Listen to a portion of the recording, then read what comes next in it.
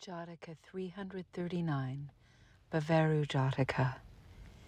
In the past, when Brahmadatta was reigning in Benares, the Bodhisattva came to life as a young peacock, and when he was fully grown, he was exceedingly beautiful and lived in a forest. At that time, some merchants came to the kingdom of Bavaru, bringing on board ship with them a foreign crow. At this time, it is said, there were no birds in Bavaru. The natives who from time to time came and saw this bird perched on the top of the mast said, "Mark the color of this bird's skin. Look at its beaked mouth at the end of its throat, and its eyes like jewels." Thus singing the praises of this crow, they said to these merchants, "Sirs, give us this bird. We have need of it, and you can get another in your own country." "Then take it," they said, "at a price." "Give it to us for a single piece of money," they said. "We won't sell it for that," said the merchants. Gradually increasing their offer, the people said, "Give it to us for 100 pieces of money."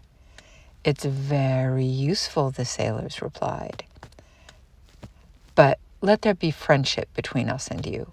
And they sold it for 100 pieces. The natives took it and put it in a golden cage and fed it with various kinds of fish and meat and wild fruits.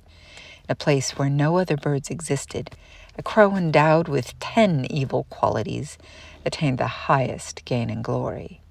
The next time these merchants came to the kingdom of Bavaru, they brought a royal peacock which they had trained to scream at the snapping of fingers and to dance at the clapping of hands.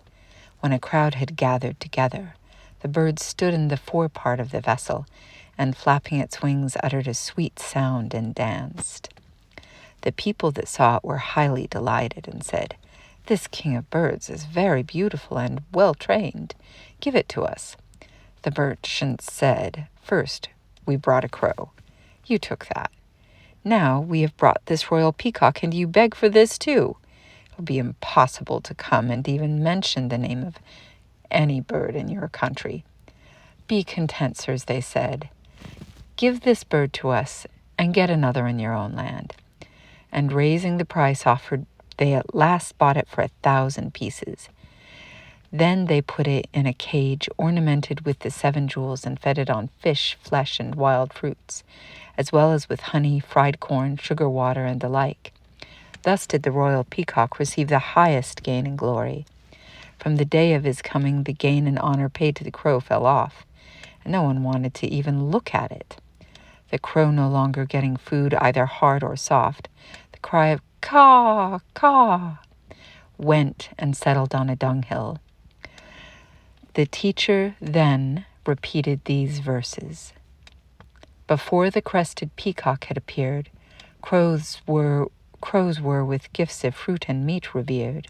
The sweet-voiced peacock to Bavaru came. The crow at once was stripped of gifts and fame.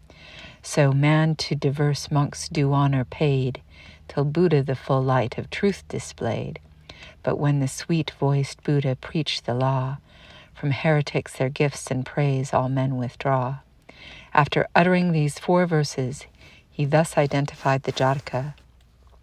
At that time, the Jain Nathaputta was the crow, and I, myself, was the royal peacock. Thank you for listening to this story.